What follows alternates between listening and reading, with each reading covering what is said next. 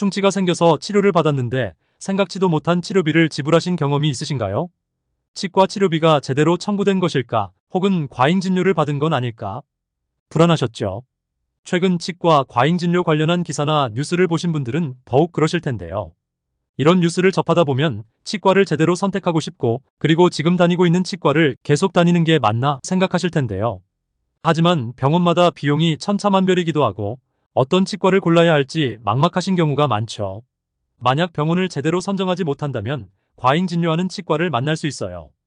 보통 사람들은 치과를 한 군데에 정하게 되면 그 치과만 가게 됩니다.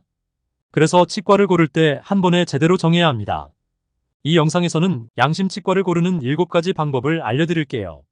이 방법들을 아신다면 평생 함께할 양심 치과를 쉽게 고르실 수 있으실 겁니다. 그 전에 건강짝꿍 김선생 채널 구독과 좋아요 부탁드립니다. 구독자 여러분께 좋은 정보를 전달해 드리겠습니다. 그럼 바로 시작하겠습니다. 치과를 제대로 고르는 방법 첫 번째는 개원한 지 최소 5년 이상 된 곳을 선택하세요. 치과 치료는 한 번 치료받았다고 끝이 아니라 자주 가야 하잖아요. 그리고 스케일링 때문이라도 1년에 한 번씩 방문하시죠. 같은 자리에서 5년 이상 치과 진료하는 의사분들은 문제없이 진료를 하시는구나라고 생각하시면 돼요. 하지만 수시로 치과 의사가 바뀌는 경우에는 의심해 볼 필요가 있겠죠. 물론 5년이 안 된 신규 개원 치과에 가보면 인테리어가 삐까번쩍하고 깔끔하지만요. 인테리어 비용에 투자한 만큼 비용을 뽑아내기 위해서는 수익을 많이 낼 수 있는 치료를 권할 가능성이 높겠죠. 두 번째는 할인 이벤트 하는 치과는 무조건 피하세요. 광고를 보면 치과에서 할인 이벤트를 하는 경우가 있는데요. 이런 경우에는 2가지 이유가 있습니다. 먼저 병원 운영이 어렵다는 이유가 있을 수 있고요. 그리고 할인 이벤트로 치료를 받을 때 다른 치료를 추가로 청구해서 눈속임을 하는 경우가 있습니다. 예를 들면 환자를 할인 이벤트로 유인한 뒤 진료를 진행합니다. 그리고 추가 충치가 발생했다고 하면서 바로 치료에 들어가 비용을 높게 잡는 것이죠.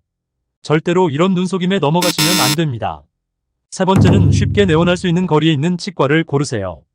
아무리 명의이고 진료를 잘 보신다고 하더라도 멀리 있다면 가기 귀찮아서 치료 시기를 놓치기가 쉽습니다.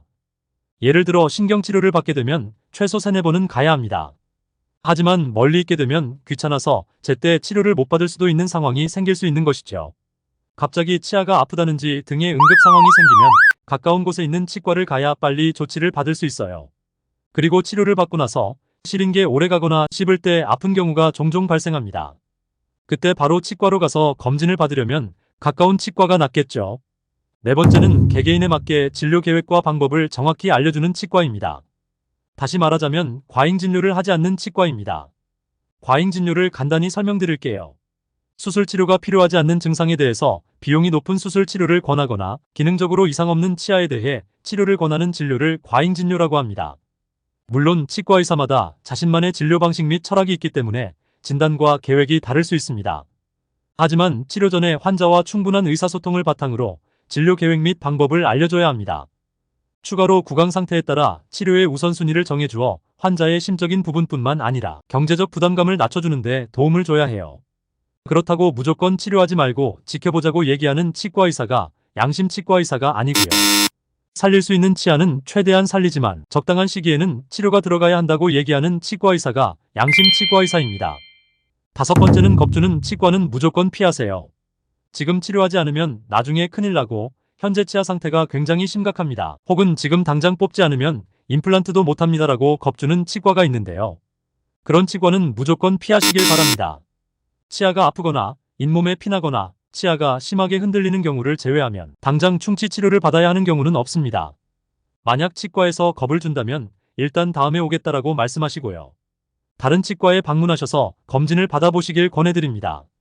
여섯 번째는 치과 의사가 아닌 코디네이터가 환자의 엑스레이를 보고 치아 치료 계획이나 견적을 제시하는 곳은 피하세요. 보통 코디네이터에게 인센티브를 주는 경우가 많은데요. 인센티브로 인해 환자에게 적절한 치료를 권하기보단 비용이 높은 치료를 권하는 경우가 발생할 수 있어요. 그렇기 때문에 담당 치과 의사가 진료실에서 환자에게 치아 치료 계획이나 치료 방법에 대해 자세히 설명해주는 치과를 가셔야 합니다. 마지막으로 잘 모르시겠다면 먼저 스케일링과 검진을 함께 받아보시는 것을 추천드려요. 스케일링과 검진을 동시에 진행하면서 직원들과 의사가 잘 맞는다고 생각하시면 계속 다니시는 것을 추천드립니다. 7번째는 마음에 든다고 바로 치료 결정을 하지는 마세요. 최소한 3군데 이상 검진을 받아보시고 비교해 보시면서 치과를 선택하셔야 합니다. 오늘 영상에서는 양심치과를 제대로 고르는 방법 7가지에 대해 알려드렸습니다. 간단하게 정리하겠습니다. 먼저 개원한 지 5년이 지났는지 확인하세요. 그리고 할인 이벤트 하는 곳은 피하시고요. 쉽게 내원할 수 있는 거리에 있는 치과를 고르세요. 그리고 개개인에 맞는 진료 계획과 방법을 제대로 알려주는 치과를 고르시고요. 겁주는 치과는 무조건 피하세요. 그리고 코디네이터가 치과 계획과 견적을 보는 곳은 피하시고요. 마지막으로 3군데 이상 검진을 받아보세요. 오늘도 영상 시청해주셔서 감사합니다. 다음에도 좋은 영상으로 찾아뵙겠습니다.